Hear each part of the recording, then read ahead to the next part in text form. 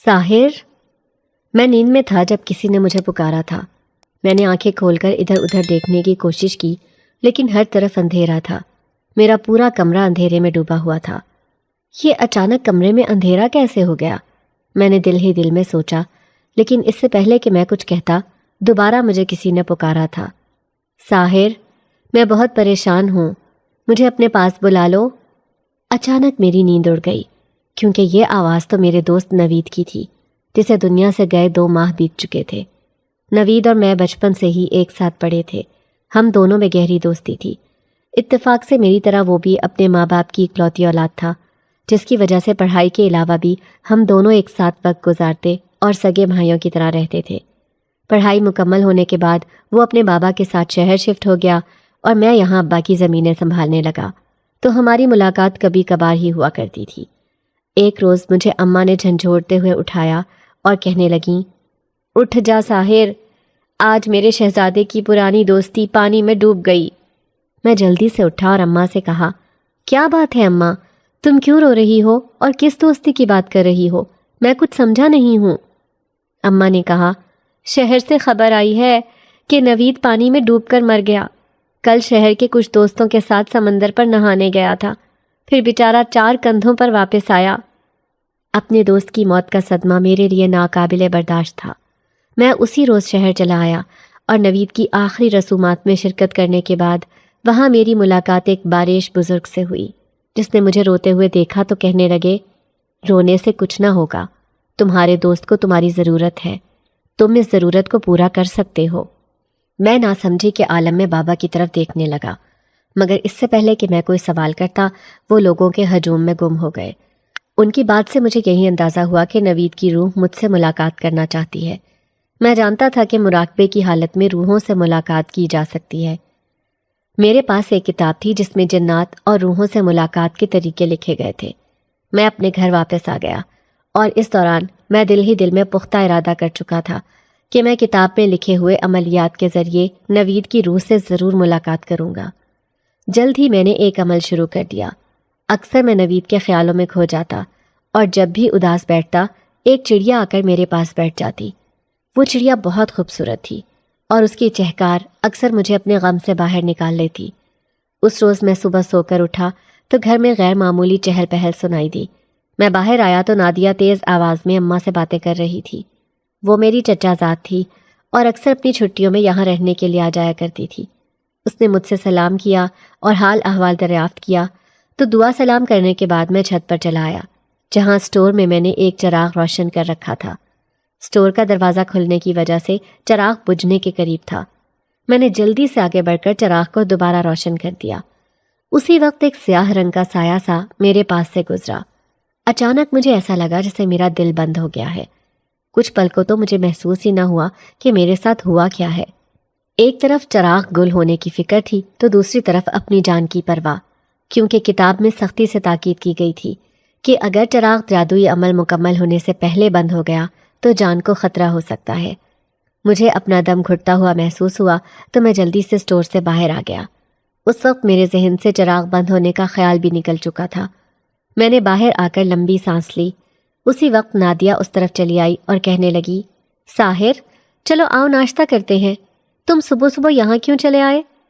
میں نے بمشکل خود کو نارمل ظاہر کرتے ہوئے کہا، میں چہل قدمی کرنے کے لیے آیا تھا، تم چلو، میں بس ابھی آیا۔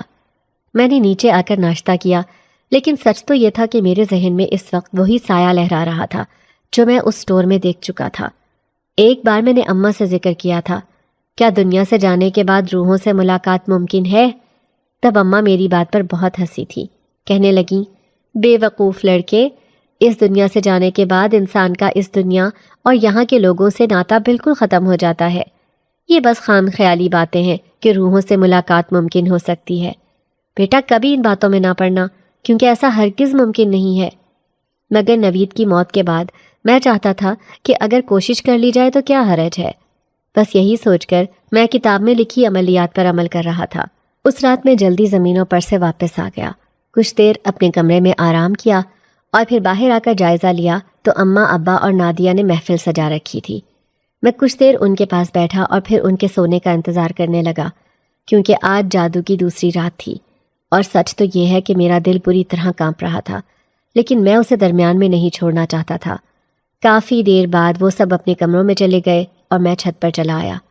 اسٹور کا دروازہ کھولتے ہوئے میرا دل بری طرح دھڑک رہا تھا۔ دروازہ کھول کر دیکھا تو بند چراغ پر نظر پڑی اور اسے دیکھ کر میرا دل تھم سا گیا۔ میں نے آگے بڑھ کر جلدی سے چراغ کو روشن کر دیا۔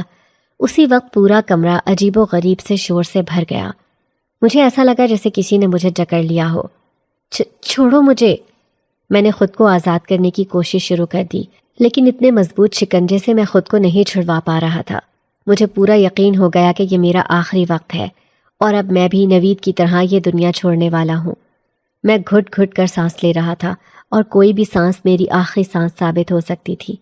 میں نے کلمہ پڑھنا شروع کر دیا اور اس وقت جو آیات میری زبان پر آئیں پڑھ کر خود پر دم کرنے کی کوشش کرنے لگا، لیکن اس وقت تو حرکت کرنا ممکن نہیں تھا۔ مگر جیسے ہی میں نے آیت الکرسی پڑھی، ایسا محسوس ہوا جیسے کسی نے مجھے ایک جھٹکے سے چھوڑ دیا ہو۔ چراغ کے آس پاس ایک سانپ کنڈلی مارے بیٹھا تھا۔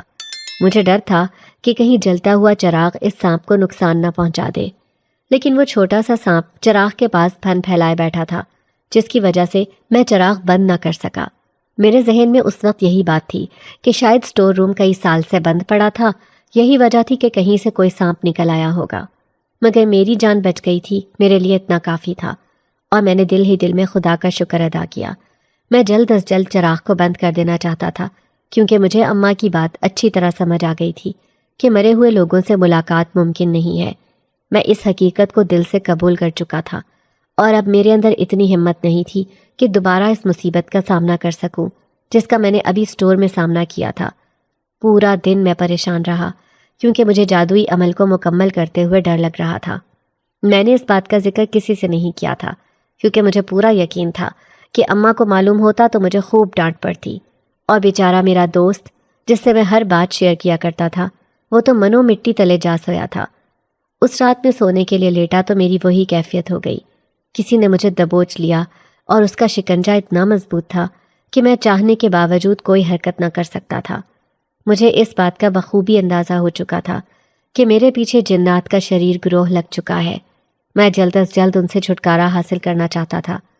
فی الحال میں نے آیت الکرسی اور مختلف آیات کا ورد کر کے خود پر دم کیا تو میں اس اندیکھے شکنجے سے آزاد ہو گیا، لیکن میں اچھی طرح جانتا تھا کہ شریر جنات کا یہ گروہ دوبارہ مجھے ضرور تنگ کرے گا، سو میں کسی اچھے عامل سے ملنا چاہتا تھا۔ میرے ابا کے دوست چچا خورشید دم درود کرتے تھے۔ اس دن میں ان کے پاس چلا گیا اور انہیں ساری صورتحال سے آگاہ کیا تو وہ کہنے لگے، پریشان مت ہو بچے، سب ٹھیک ہو جائے گا۔ جنات سے چھٹکارا حاصل کرنا آسان کام نہیں ہوتا، یوں سمجھ اپنی جان پر کھیل کر ہی اپنی جان بچانی پڑتی ہے۔ میں تمہیں ایک تعویذ دیتا ہوں جسے تم قبرستان کی سب سے پرانی قبر میں جا کر دفن کر دینا۔ جب تک وہ تعویذ قبر میں موجود رہے گا، تمہارے پیچھے لگی ساری منفی طاقتیں قبر کے اندر دفن ہو جائیں گی۔ مگر ایک بات کا خیال رکھنا، آئندہ کوئی ایسا عمل نہ کرنا جس کے بارے میں تمہیں مکمل طور پر آگاہی نہ ہو۔ کسی کتاب کو پڑھنے کے لیے بھی استاد کی ضرورت ہوتی ہے، جادوئی علم استاد کے بغیر حاصل نہیں کیا جا سکتا بیٹا۔ میں نے کہا، آپ بالکل ٹھیک کہتے ہیں، میں آئندہ احتیاط کروں گا۔ آپ ہماری اس ملاقات کے بارے میں ابا کو بالکل مت بتانا، ورنہ وہ ناراض ہوں گے۔ میری بات سن کر چچا خورشید ہنس پڑے اور کہنے لگے، ٹھیک ہے پتر، بے فکر رہ، تیرے ابا سے ذکر نہیں کروں گا۔ میں بڑی احتیاط سے تعویذ کو جیب میں رکھ کر وہاں سے چل دیا۔ میں گھر میں داخل ہوا تو نادیہ بے چینی سے ادھر ادھر ٹہل رہی تھی۔ میں نے اس سے پوچھا، سب خیر تو ہے نا؟ اماں کہاں ہیں؟ کہنے لگی، ہاں سب ٹھیک ہے، تائی جان محلے میں کسی کی عیادت کرنے کے لیے گئی ہیں۔ میں سر ہلا کر اپنے کمرے میں چلا آیا۔ کچھ دیر بعد دروازے پر دستک ہوئی۔ میں نے سر اٹھا کر دیکھا تو نادیہ چائے کے 2 کپ لیے کھڑی تھی۔ میں نے مسکرا کر اسے اندر بلا لیا۔ وہ مجھے کچھ الجھی ہوئی دکھائی دے رہی تھی۔ میں نے کہا، کیا بات ہے نادیہ؟ تم مجھے کچھ پریشان لگ رہی ہو۔ دیکھو جو بھی بات ہے مجھے بتا دو، میں تمہارا کزن ہی نہیں، اچھا دوست بھی ہوں۔ وہ اپنے دونوں ہاتھوں کو گھورتی رہی اور پھر سر جھکا کر بولی، ساحر، وہ اصل میں بات یہ ہے کہ اماں میرا رشتہ اپنے بھانجے عبید سے کرنا چاہتی ہیں۔ تم تو جانتے ہو کہ میں وہاں شادی نہیں کرنا چاہتی، کیونکہ شروع سے ہی میں نے خواب دیکھا تھا کہ میرا گھر گاؤں میں ہو اور میں ایک فطری زندگی گزاروں۔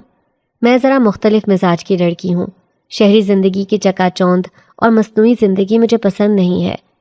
میں اچھی طرح سمجھ چکا تھا کہ وہ کیا کہنا چاہتی ہے، سو میں نے کہا ٹھیک ہے، میں اماں سے کہہ کر رشتہ بھیج دوں گا۔ میری بات سن کر وہ بہت خوش ہوئی اور بولی ہائے اللہ، سچی؟ مجھے اندازہ نہیں تھا کہ آپ اتنی جلدی مان جائیں گے۔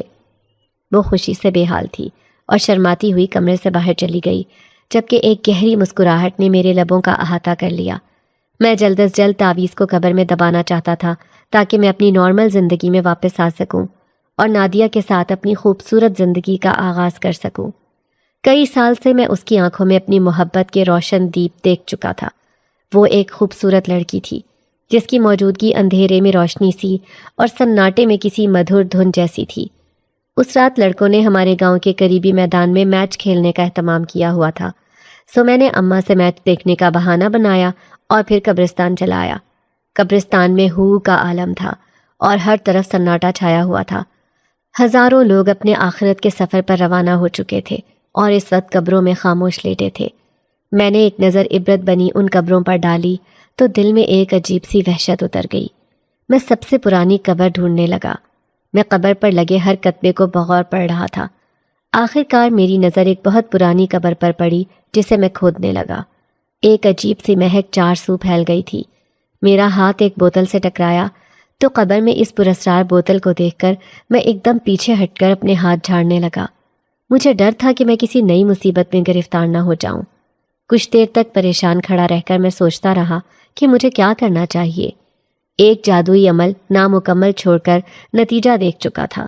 اب مزید کسی نئی مصیبت میں گرفتار نہیں ہونا چاہتا تھا، سو میں نے اپنے اندر ہمت پیدا کی اور 10 انچ کی اس بوتل کو میں نے دھڑکتے دل کے ساتھ قبر سے باہر نکال لیا اور جلدی سے اس جگہ پر تعویذ دفن کر کے قبر کو دوبارہ بند کر دیا۔ بوتل کو زمین پر رکھا تو اس کا رنگ سیاہ ہو گیا اور دیکھتے ہی دیکھتے اس کے 2 ٹکڑے ہو گئے۔ میری حیرت کی انتہا نہ رہی جب اس کے اندر سے دھواں نکلا اور ہر طرف پھیل گیا۔ ساتھ ہی ایک دل فریب مہک 4 سو پھیل چکی تھی۔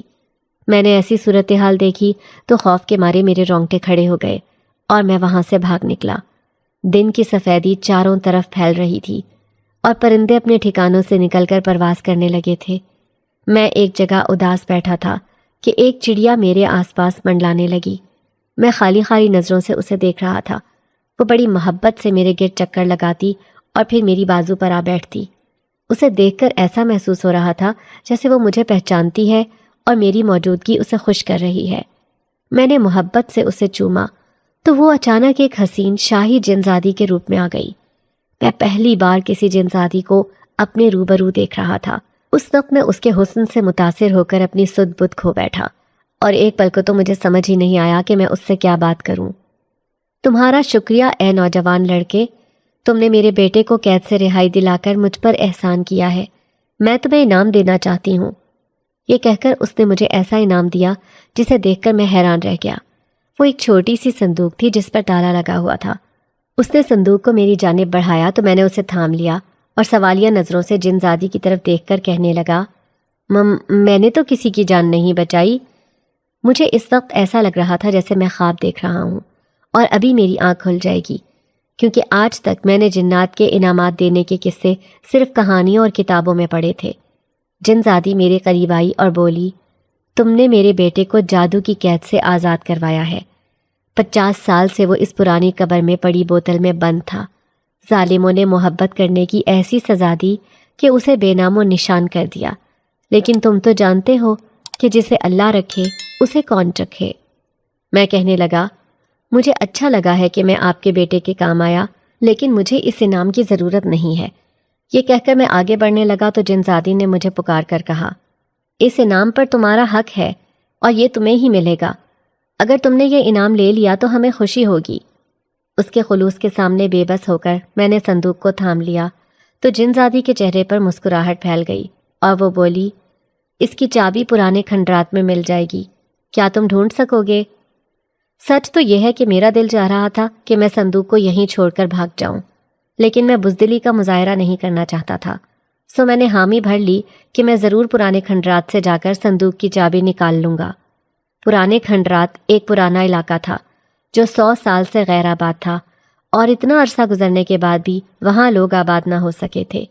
اکثر لوگوں کا کہنا تھا کہ وہاں پر جنات کا سایہ ہے، اور اکثر لوگوں کا یہ بھی ماننا تھا کہ چور ڈاکو اور لٹیرے وہاں پر پناہ لیتے ہیں۔ شاید یہی وجہ تھی کہ کوئی وہاں کا رخ نہیں کرتا تھا۔ خیر، میرا کوئی ارادہ نہ تھا کہ میں صندوق کو کھول کر دیکھوں۔ گھر آیا تو ادھر ادھر متلاشی نظروں سے دیکھنے لگا، لیکن وہ مجھے کہیں بھی دکھائی نہ دی۔ میں نے اماں سے نادیہ کے بارے میں پوچھا تو اماں کہنے لگیں، ہاں ابھی کچھ دیر پہلے ہی تمہارے چچا آئے تھے۔ دراصل تمہاری چچی کی طبیعت ٹھیک نہیں ہے تو وہ نادیہ کو گھر لے گئے ہیں۔ ویسے بھی اس کی چھٹیاں ختم ہونے والی تھیں تو میں نے سوچا کہ بھیج ہی دوں، لیکن اس کے جانے کے بعد گھر کتنا سونا ہو گیا ہے۔ میں نے چاروں طرف نظر دوڑا کر اماں کی بات سے اتفاق کیا تو وہ کہنے لگیں، سچ پوچھو تو اب مجھ سے بھی گھر کا کام نہیں ہوتا۔ سوچ رہی ہوں کہ بہو لے آؤں۔ بہو آئے گی تو گھر میں رونق بھی ہو جائے گی اور میری پوتے کھلانے کی خواہش بھی پوری ہو جائے گی۔ مگر خیر، میں بھی کیا باتیں لے کر بیٹھ گئی ہوں۔ تو سنا، میچ کیسا رہا؟ کون جیتا ہے؟ اماں کی بات کے جواب سے بچنے کے لیے میں نے فوراً ہی بات بدل دی اور کہنے لگا، دیکھا اماں، چچی نے احتیاط نہیں کی، تبھی ان کی طبیعت خراب ہو گئی۔ آج کل بخار کا وائرس بڑا پھیلا ہوا ہے، تم بھی احتیاط کرو اور ابا کا بھی خیال رکھنا۔ ناشتہ لگا دو، مجھے بڑی سخت بھوک لگی ہے۔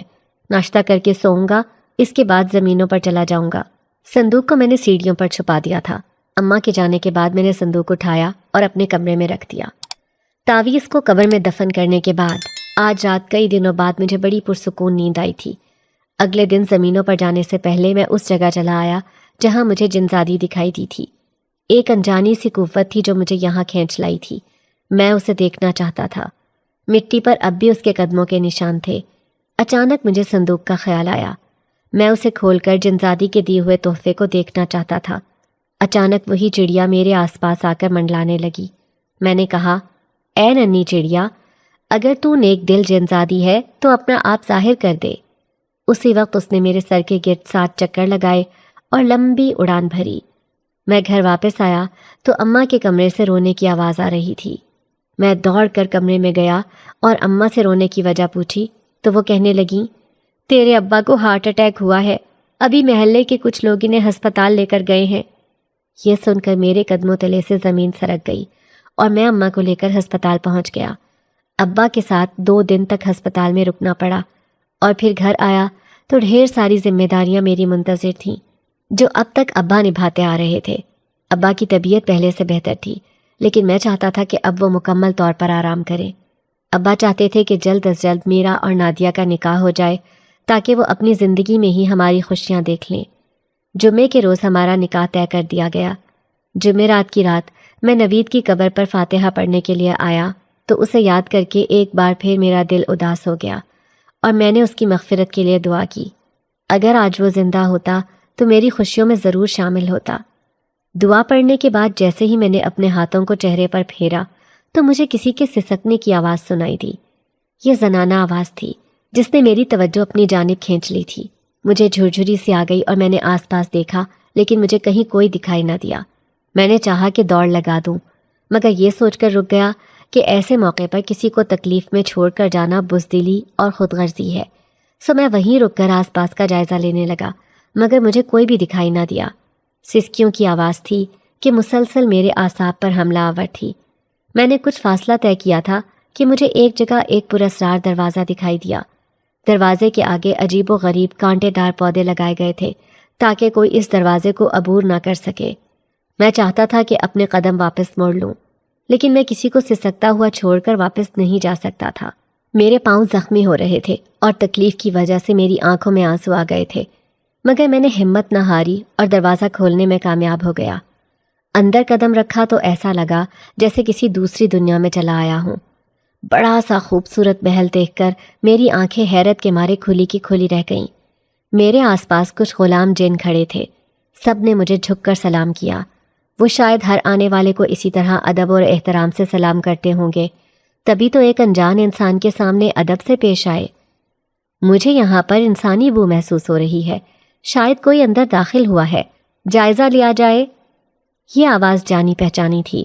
کچھ دیر بعد جنزادی دھیرے سے چلتے ہوئے باہر آئی اور مجھے دیکھ کر اس کے چہرے کے تاثرات ہی بدل گئے۔ تم ہمارے غریب خانے پر آئے ہو؟ وہ مسکرائی اور میں نے کہا، مجھے یہاں پر سسکیاں کھینچ لائی ہیں، کیا یہاں پر کوئی قید ہے یا تکلیف کے دن گزار رہا ہے؟ میں نے سوال کیا تو جنزادی کے چہرے پر تکلیف بھرے تاثرات پھیل گئے اور وہ کہنے لگی، میرا نام عمل ہے اور میں جنات کے شاہی خاندان کی ملکہ ہوں، لیکن کچھ وجوہات کی بنا پر مجھے یہاں بسیرا کرنا پڑا ہے۔ بچوں کے ساتھ انسانوں کی نہیں، جنات کی زندگی بھی کسی امتحان سے کم نہیں ہوتی۔ یہ کہہ کر وہ مجھے مہمان خانے میں لے آئی اور بڑے احترام سے مجھے بٹھایا گیا۔ وہ میرے قریب آ کر بیٹھ گئی۔ اس کے بدن سے اٹھتی دل فریب مہک میرے ہوش اڑا رہی تھی۔ وہ سوچ میں پڑ گئی اور پھر بولی، کئی سال پہلے میرا بیٹا ایک لڑکی پر عاشق ہو گیا تھا، مگر ظالموں نے اس کو جنات کے لیے نشان عبرت بنا دیا۔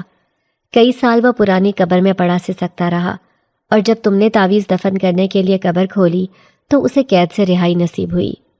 میں نے حیرت سے پوچھا، تم نے اپنے بیٹے کو آزادی نہیں دلوانا چاہی؟ عمل بولی، ایک ماں اتنی سنگ دل کیسے ہو سکتی ہے؟ اس پر سخت قسم کا جادو کروا دیا گیا تھا، شیاطین طاقتیں اس کا پہرا دیتی تھیں، تبھی تو جو جنات اسے رہائی دلانے کے لیے گئے سب جل کر خاک ہو گئے۔ میں دل سے عمل کا غم سمجھ سکتا تھا، مگر مجھے اپنے سوال کا جواب اب تک نہ ملا تھا۔ سسکنے کی آواز بدستور آ رہی تھی۔ یہ آواز کس کی ہے؟ میں نے سوال کیا تو عمل نے ایک ٹھنڈی آہ بھری اور بولی، در نجف، میری بیٹی، جو ایک انسان پر عاشق ہے، لیکن میں اسے کھونے کا حوصلہ نہیں رکھتی، سو اسے قید کر دیا گیا ہے۔ وہ بھی وہی غلطی دہرا بیٹھی ہے جو اس کا بھائی کر چکا ہے، وہ بھی ایک انسان کو دل دے بیٹھی ہے۔ عمل کی بات سن کر میرے رونگٹے کھڑے ہو گئے اور میں نے سوال کیا، کون ہے وہ شخص جسے ملکہ جنات کی بیٹی دل دے چکی ہے؟ عمل نے میری طرف دیکھ کر جو کہا وہ میرے ہوش اڑا دینے کے لیے کافی تھا۔ وہ تمہیں دل دے بیٹھی ہے۔ میں پھٹی پھٹی نظروں سے ادھر ادھر دیکھ رہا تھا۔ ایک جن ذاتی مجھ پر عاشق تھی، یعنی ایک بار پھر میں موت کے منہ میں آ چکا تھا۔ کاش میں قبرستان سے ہی واپس لوٹ جاتا۔ اے کاش میرے سر پر نیکی کا بھوت سوار نہ ہوتا۔ ہائے، یہ میں کیا کر بیٹھا۔ شدید سردی کے عالم میں بھی میرے ماتھے پر پسینے کے قطرے نمودار ہو چکے تھے۔ میرا بس چلتا تو یہاں سے غائب ہونے میں ایک لمحے کی بھی تاخیر نہ کرتا۔ اسی وقت ایک نوکر جن اندر داخل ہوا اور اس نے ایک ٹرے کے اندر گوشت کی 2 پلیٹیں رکھی ہوئی تھیں۔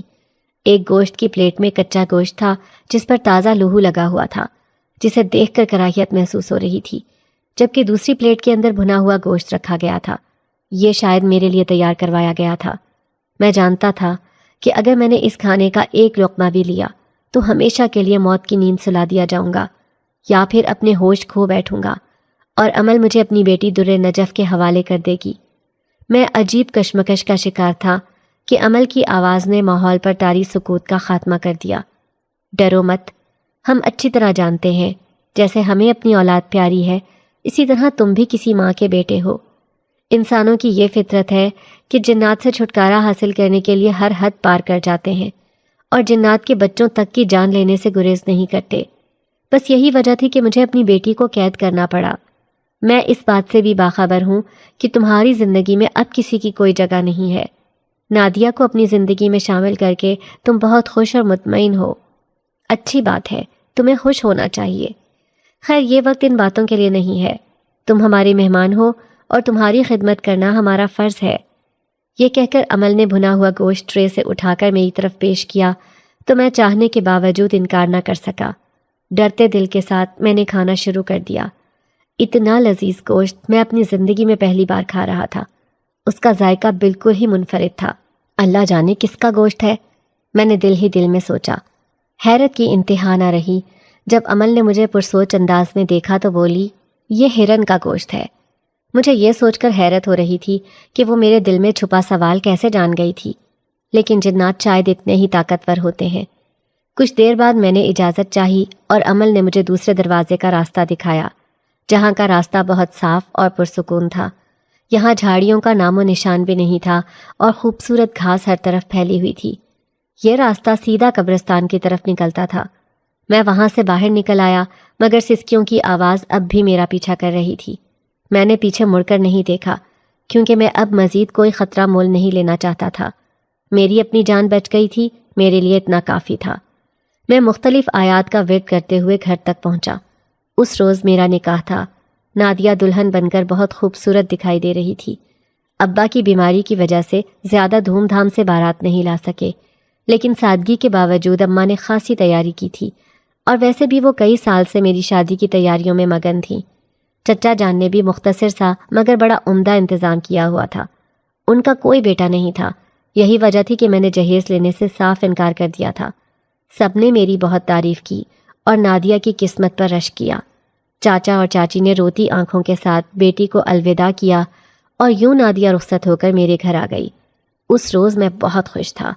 کمرے میں داخل ہوا تو نادیہ چہرے پر گھونگھٹ ڈالے میرا انتظار کر رہی تھی۔ میں نے سلام کیا اور اس کے پاس آ کر بیٹھ گیا۔ اس سے پہلے کہ میں اس سے کوئی بات کرتا، مجھے سسکیوں کی آواز سنائی دینے لگی۔ کیا تم رو رہی ہو؟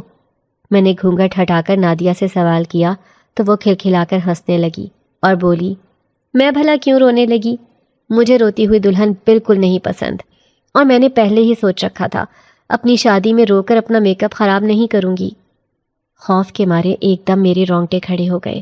میں نے غور کیا تو یہ در نجف کے رونے کی آواز تھی۔ مجھے پورا یقین تھا کہ وہ مجھے یاد کر کے رو رہی ہے، اور قید میں رہنے کے باوجود وہ میرے حالات سے اچھی طرح باخبر ہے۔ وہ جان چکی ہے کہ میں نے اپنی زندگی میں کسی کو شامل کر لیا ہے، اور نادیہ میری دلہن بن کر اس وقت میرے کمرے میں موجود ہے۔ شاید یہی وجہ تھی کہ وہ سسکیاں لے کر رو رہی تھی، اور اس کے رونے میں اتنی طاقت تھی کہ میرا سکھ چین ایک لمحے میں ختم ہو کر رہ گیا۔ آپ کی طبیعت تو ٹھیک ہے؟ میری حالت دیکھ کر نادیہ نے مجھ سے سوال کیا تو میں سنبھل کر بولا، ہاں ہاں میری طبیعت ٹھیک ہے، یہ لو اپنی منہ دکھائی۔ یہ کہہ کر میں نے جیب سے ایک چھوٹی سی مخملی ڈبیا نکالی اور اس میں سے سونے کی انگوٹھی نکال کر نادیہ کے ہاتھ میں پہنا دی، جسے پہن کر وہ بہت خوش ہوئی اور اس کے چہرے پر خوشی کے رنگ جھلملا رہے تھے۔ میں اس کی تعریف کرنا چاہ رہا تھا، لیکن سسکیوں کی آواز میری توجہ اپنی جانب کھینچ رہی تھی۔ میں نے نادیہ کے ساتھ کئی وعدے اور باتیں کرنے کا سوچ رکھا تھا، لیکن اس وقت در نجف کے سسکنے کا خیال سب کچھ بھلا گیا۔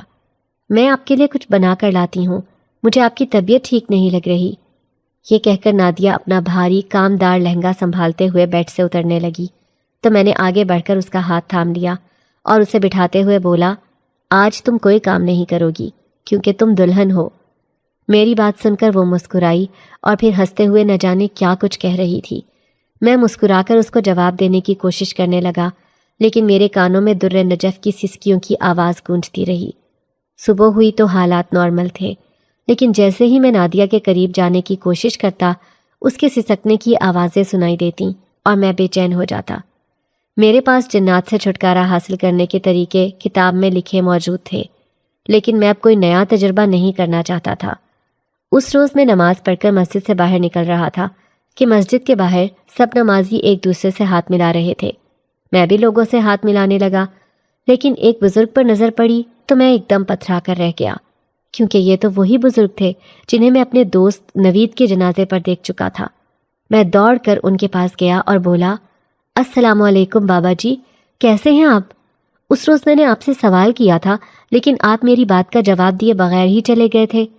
آپ نے مجھے بتایا نہیں کہ نوید کو میری ضرورت ہے تو کیسے؟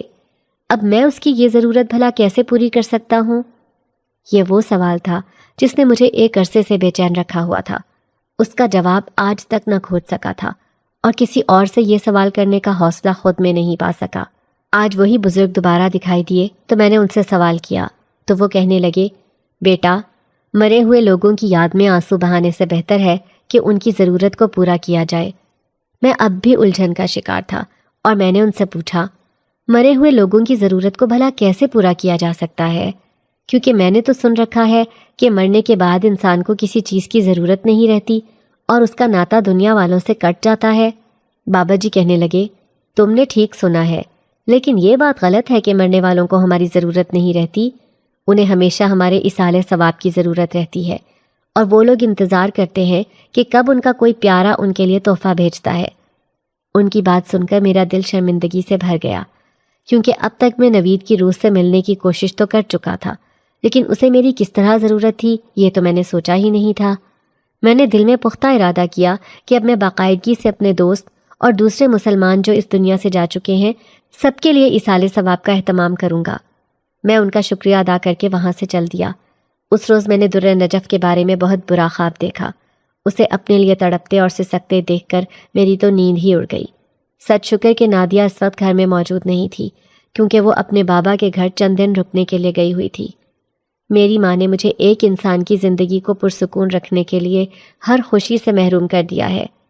میری آنکھ کھلی تو میری سماعت میں در نجف کے کہے ہوئے الفاظ گونج رہے تھے۔ یہ سچ تھا کہ وہ مجھ سے محبت کرتی تھی، لیکن اس محبت میں بالکل بے قصور تھا۔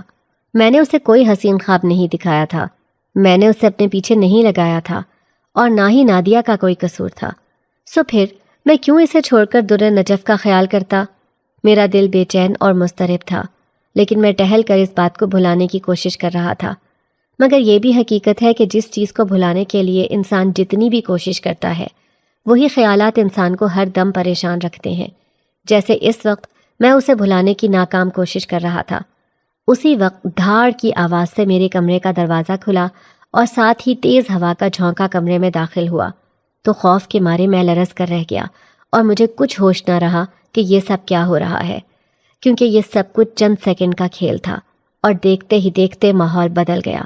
میرے سامنے امل کھڑی تھی، اس کے بال بکھرے ہوئے تھے اور تیز ہوا کی وجہ سے اڑتے ہوئے اس کے بال اسے مزید خوفناک بنا رہے تھے۔ آج اس نے کچھ خاص سنگھار بھی نہیں کیا ہوا تھا، بس گلے میں ایک بڑی سی مالا پڑی ہوئی تھی جس پر ایک لمحے کے لیے بھی نگاہ جمانا آسان کام نہیں تھا، کیونکہ اس کی تیز روشنی آنکھوں میں عجیب سی چبھن پیدا کرتی تھی۔ میری بیٹی زندگی اور موت کی کشمکش میں ہے، تو چل، میں تیرا نکاح اس سے کروانا چاہتی ہوں۔ بس اب برداشت ختم، اب بس ماں بن کر سوچنا ہے۔ اگر تو نہ گیا تو آج رات ہی تیرے گھر سے 2 جنازے ساتھ نکلیں گے۔ وہ بھول گئی کہ میں نے اس کے بیٹے کی جان بچائی تھی۔ اس وقت شاید وہ یہ بھی بھول چکی تھی کہ اس نے مجھے مہمان بن کر بڑی عزت سے اپنے گھر میں بٹھایا تھا۔ اس کی آنکھوں پر اس کی بیٹی کی محبت کی پٹی بن چکی تھی اور اب اسے اپنی بیٹی کی خوشی کے سوا کچھ دکھائی نہیں دے رہا تھا۔ یہ لوگ بھی اتنی جلدی اپنا رنگ بدل لیتے ہیں؟ میں تو سمجھا تھا کہ صرف انسان ہی ایسا کرتے ہیں۔ میرے قدم لرز رہے تھے اور میں اسے کوئی سخت جواب دینے کی کوشش میں سوچتا ہی رہ گیا اور وہ خونخوار نظروں سے مجھے گھورتی رہی۔ اس سے پہلے کہ میں کوئی جواب دیتا، میرا فون بجنے لگا اور جب میں نے اسکرین پر نگاہ دوڑائی تو وہاں نادیہ کا نام جگمگا رہا تھا۔ میں نے دھڑکتے دل اور لرزتے ہاتھوں سے کال ریسیو کر کے بنا کچھ کہے کان سے لگایا تو دوسری طرف نادیہ روتے ہوئے کہہ رہی تھی، ساحر، میرا دل گھبرا رہا ہے، مجھے نیند نہیں آ رہی، مجھے ایسا لگ رہا ہے کہ جیسے کوئی میری جان لینا چاہتا ہے۔ میں نے آج کپڑے نکالے تھے، اس پر خون کے نشانات تھے، اس وقت سے ہی مجھے چکر آ رہے ہیں۔ میں نے بغیر کچھ کہے فون بند کر دیا۔ میں اچھی طرح سمجھ چکا تھا کہ مجھ پر جو آسیب کا سایہ ہے وہ میری بیوی کو بھی اپنی لپیٹ میں لے رہا ہے۔ میں در نجف سے شادی کرنے کے لیے تیار ہوں۔ الفاظ میرے منہ سے ٹوٹ ٹوٹ کر گرے تھے۔ میری بات سن کر امل کے چہرے پر خوشی کی لہر دوڑ گئی اور وہ بولی، ہمیں معلوم تھا تو اپنی خوشی کی خاطر ہمارا کہنا ضرور مانے گا، چل آ، میں تجھے دلہا بناتی ہوں۔ یہ کہہ کر اس نے میرا ہاتھ پکڑا اور اس کے ہاتھ کا لمس ایسا تھا کہ جیسے آگ نے مجھے چھو لیا ہو۔ میں اس سے اپنا ہاتھ چھڑانا چاہتا تھا، لیکن مجھے اس سے خوف محسوس ہو رہا تھا۔ میں اپنا ہاتھ نہ چھڑا سکا۔ وہ دروازے تک پہنچی تو اسے کچھ یاد آیا اور پھر بولی، پہلے صندوق میں رکھے گلاب کو سمندر میں بہا دے، کیونکہ جب تک وہ تیرے پاس رہے گا تیری شادی در نجف سے نہیں ہو سکے گی۔ صندوق کو میں نے اب تک کھول کر دیکھا ہی نہیں تھا، کیونکہ اس کی چابی کے لیے میں کوئی خاری نہیں کاٹنا چاہتا تھا۔ میں نے الماری میں چھپا ہوا صندوق نکالا اور امل کی طرف بڑھا دیا، جس نے چند لمحوں میں ہی اسے کھول کر ایک سرخ رنگ کا تازہ گلاب اس کے اندر سے نکالا اور کہنے لگی، چل اس کو سمندر میں ڈال کر آتے ہیں۔ ایک ہاتھ سے میرا ہاتھ تھامے اور دوسرے ہاتھ میں گلاب پکڑے وہ چل رہی تھی اور میں کسی فرما بردار بچے کی مانند اس کے ساتھ چل رہا تھا۔ دروازے سے باہر نکلے تھے کہ اماں نے پیچھے سے آواز دی اور کہنے لگی، اے ساحر، رات کے اس وقت کہاں جا رہا ہے بچے؟ میں نے ایک نظر عمل کی طرف دیکھا جو یقیناً اماں کو دکھائی نہیں دے رہی تھی، تبھی تو انہوں نے اتنے سکون سے مجھ سے سوال پوچھ لیا تھا۔ میرا دل چاہا کہ چیخ چیخ کر اماں کو اپنے دل پر گزری ایک ایک کیفیت کے بارے میں بتاؤں، مگر میں اماں کو کچھ بھی نہ بتا سکا۔ اماں، نادیہ کی یاد ستا رہی ہے، اس سے ملنے جا رہا ہوں۔ میری بات سن کر اماں ہنس پڑی اور کہنے لگیں، آج کل کے بچے بھی بڑے ہی بے صبرے ہیں، ارے اگر اس کے بغیر دل نہیں لگتا تھا تو اسے جانے کی اجازت ہی نہیں دیتے۔ خیر اب جا رہے ہو تو چلے جاؤ اور سدا سکھی رہو۔ اماں نے دعائیں دے کر مجھے رخصت کر دیا اور میں نے گلاب کو سمندر کے حوالے کر کے اسی رات در نجف سے نکاح کر لیا۔ وہ مجھے ایک ویران سے گھر میں لے آئی اور یہاں سے میری نئی زندگی کا آغاز ہوا۔ وہ مجھ سے بہت محبت کرتی تھی اور اس نے یہ کوشش بھی نہ کی کہ میں نادیہ کو اپنی زندگی سے نکال دوں یا اس نے اسے کوئی نقصان پہنچانے کا نہ سوچا۔ نادیہ کے واپس نہ آنے تک میں ہر رات در نجف سے ملنے کے لیے جاتا۔ سچ کہا جاتا ہے کہ نکاح کے بولوں میں بڑی محبت ہوتی ہے۔ نکاح کے بعد مجھے در نجف سے اپنائیت ہونے لگی تھی۔ اب مجھے پہلے جیسا خوف محسوس نہیں ہوتا تھا، لیکن کوئی لمحہ ایسا ضرور ہوتا تھا جو مجھے حیرت کے ساگر میں دھکیل دیتا، جیسے اس روز در نجف میرے کندھے پر سر رکھے ہوئے بیٹھی تھی اور میں اس سے باتیں کر رہا تھا۔ اس سال فصل کو بہت نقصان پہنچا ہے۔ ایک خاص دوا کی ضرورت تھی جو میں بیرون ملک سے منگواتا ہوں، لیکن اس سال نہ منگوا سکا۔ ایک تو مہنگی بہت ہے، دوسرا بازار میں اس کی مانگ بڑی تو نایاب ہو کر رہ گئی، ملتی ہی نہیں۔ میں نے اس سے اپنے مسائل کا ذکر کیا تو وہ ہنس پڑی اور کہنے لگی، بس اتنی سی بات؟ یہ کہہ کر وہ اٹھی اور الماری سے ایک ڈبہ نکال کر میری طرف بڑھایا اور بولی، یہ لو دوا، اور جاتے ہوئے احتیاط سے لے جانا۔ وہ مجھ سے بے پناہ محبت کرتی تھی اور میری خدمت کرنے کا کوئی بھی موقع ہاتھ سے نہ جانے دیتی۔ کبھی کبھار میں اپنی قسمت پر ناز کرنے لگتا کہ ایک طرف تو ایک جنزادی بیوی میری محبت میں چور تھی، تو دوسری طرف میری محبت نادیہ تھی جو دل و جان سے مجھے چاہتی تھی۔ عمل نے دوبارہ میری زندگی میں مداخلت نہ کی تھی، لیکن جیسے ہی مجھے سسکیوں کی آواز سنائی دیتی میں کسی نہ کسی بہانے در نجف کے پاس چلا آتا تھا۔ مگر کہتے ہیں نا، جو لوگ ہم سے محبت کرتے ہیں وہ ہم پر آنکھیں بھی چار رکھتے ہیں۔ ایسا ہی کچھ میرے ساتھ ہوا۔ 6 ماہ تک میں کئی راتیں گھر سے غائب رہا تو نادیہ کو مجھ پر شک ہونے لگا۔ اس دوران اماں کا انتقال ہو چکا تھا اور گھر کی ساری ذمہ داری نادیہ نے اپنے سر لے رکھی تھی۔ اب تو وہ ماں بننے والی تھی، سو ننھے مہمان کی آمد کی وجہ سے اس کی طبیعت بھی اکثر خراب رہتی تھی۔ اس روز در نجف سے ملنے کے بعد صبح کے 5 بجے میں گھر میں داخل ہوا تو نادیہ کمر پر ہاتھ رکھے درد سے دوہری ہو رہی تھی۔ میں آگے بڑھا اور اس کی کمر سہلا کر اسے دوا پیش کی۔ دوا کھانے کے بعد اسے کچھ آرام آیا تو وہ میرے قریب آ کر مجھے غصے بھری نظروں سے دیکھنے لگی اور پھر بولی، آج مجھے سچ سچ بتائیں کہ آخر رات کو اٹھ کر کہاں جاتے ہیں آپ؟ میں آپ سے جاننا چاہتی ہوں، اور اگر مجھے سچ نہ بتایا تو میں خود کو اور تمہارے بچے کو نقصان پہنچا دوں گی۔ اس کی آنکھیں لہو رنگ تھیں اور اس کی آواز سے صاف ظاہر تھا کہ وہ کئی مہینوں سے برداشت کرتے ہوئے اب تھک چکی ہے۔ ویسے بھی عورتوں کی چھٹی حس بڑی تیز ہوتی ہے۔ میں نے سر جھکایا اور پھر اس سے نظریں ملائے بغیر کہنے لگا، میرے بارے میں غلط مت سوچو اور نہ ہی غلط فہمیاں پالو۔ میں جہاں بھی جاتا ہوں تمہیں بتا کر جاتا ہوں۔ وہ مجھے بازو سے پکڑ کر جھنجھوڑتے ہوئے بولی، مگر وہ سب سچ نہیں ہوتا۔ پچھلے ہفتے جب آپ نے کہا تھا کہ کسان کی بیٹی کی شادی میں شامل ہونے کے لیے جا رہا ہوں، اس سے اگلے روز ہی مجھے معلوم ہوا کہ کسان کی بیٹی کی شادی تو 2 ہفتے پہلے ہو چکی ہے۔ بتائیں آپ نے اور کیا جھوٹ بولا ہے مجھ سے؟ ساحر، آپ کے اوپر آپ کے ہونے والے بچے کی قسم، اب اگر جھوٹ بولا تو شاید یہ بچہ دنیا میں آنے سے پہلے ہی فنا ہو جائے۔ چاہے کچھ بھی تھا، مجھے اپنی اولاد بہت عزیز تھی۔ آج پہلی بار میں نے نادیہ کو ساری حقیقت بتا دی اور وہ حیرت سے منہ کھولے صدمے کی سی کیفیت میں سب سنتی رہی۔ میں نے اسے بازو کے گھیرے میں لیا اور اپنے قریب بٹھا کر پیار سے کہا، نادیہ، میں تمہیں، اپنے ہونے والے بچوں کو اور اپنے ماں باپ کو کوئی نقصان پہنچتا نہیں دیکھنا چاہتا تھا۔ یہی وجہ تھی کہ میں نے ایک جنزادی کا ساتھ قبول کیا، ورنہ تم تو جانتی ہی ہو، گاؤں میں ایسے ہزاروں کیسز سامنے آئے ہیں جس میں جنات کا ساتھ چھوڑنے پر جنات نے انسانوں کی زندگی سے خوشی کا نام و نشان تک مٹا دیا۔ سو مجھے بہادر بننا پڑا اور در نجف کا ساتھ قبول کرنا پڑا۔ میں اچھی طرح جانتا تھا کہ نادیہ کے لیے اس حقیقت کو تسلیم کرنا بہت مشکل ہے، اور ایسا ہی ہوا۔ اگلے چند دن تک وہ اس صدمے سے نکل نہ سکی اور گمسم رہی، لیکن میرے بہلانے اور بھرپور محبت دینے کے بعد اس نے اس حقیقت کو تسلیم کر لیا، کیونکہ اب اس کے سوا کوئی چارہ بھی نہیں تھا۔ اب جب کبھی وہ مجھے یاد کرتی، میں نادیہ کو بتا کر اس سے ملنے کے لیے چل دیتا۔ 10 سال اسی طرح گزر گئے۔ در نجف نے 2 بچوں کو جنم دیا، اور اپنے بچوں کی محبت میں ہر دوسری رات اپنے دوسرے گھر چلا آتا ہوں۔ میرے بچے جو جناتی خصوصیات کے حامل ہیں مجھ سے بہت محبت کرتے ہیں۔ یہ بچے بڑے ہو کر میرے دوسرے بچوں یعنی اپنے سوتیلے بہن بھائی سے ضرور ملیں گے۔ نادیہ کے ساتھ میری محبت میں کوئی کمی نہ آئی، اور اب تو وہ بھی میرے فیصلے کو درست سمجھتی ہے، کیونکہ در نجف نے ہمیشہ میرا بہت ساتھ دیا ہے، اور جب بھی ہم پر برا وقت آیا اس نے اپنی جناتی طاقت کی بدولت میری بہت مدد کی۔ یہی وجہ ہے کہ میرا شمار امیر لوگوں میں ہوتا ہے، اور جب کبھی کسی پر برا وقت آتا ہے تو وہ مدد مانگنے کے لیے میرے دروازے کا رخ کرتا ہے، اور کبھی خالی ہاتھ نہیں لوٹتا۔ میری اس عادت کی بدولت گاؤں کے لوگ میری بہت عزت کرتے ہیں۔ نادیہ نے کبھی کسی کو نہیں بتایا کہ ایک جن زادی میری دوسری بیوی ہے۔